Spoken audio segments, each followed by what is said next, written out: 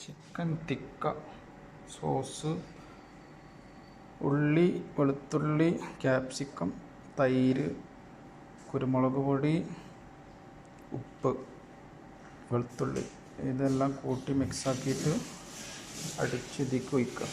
ഒരു അരമണിക്കൂർ മാരിനേറ്റ് വെക്കുക.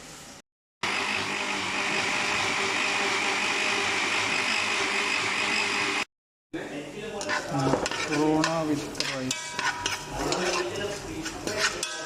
ചിക്കൻ്റെ ഒപ്പം കഴിക്കാനുള്ള റൈസ്. ഗീ ഒഴിച്ച് മക്രൂണ റൈസ് ഇട്ടുകൊണ്ട് ബ്രൗൺ കളറാക്കി.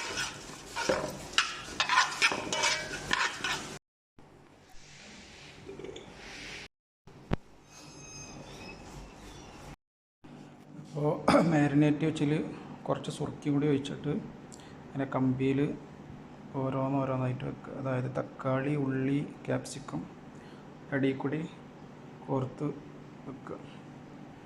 ഇത് ഓവന് ചൂടാക്കി വെച്ചുക്കണം. അപ്പോൾ അതിനകത്ത് വെക്കുക. താഴെ മേലെ 5 മിനിറ്റ് കത്തിച്ചിട്ട് ഓവന് ചൂടായിട്ട് ഉള്ളിലോട്ട് വെച്ച് കൊടുക്കുക.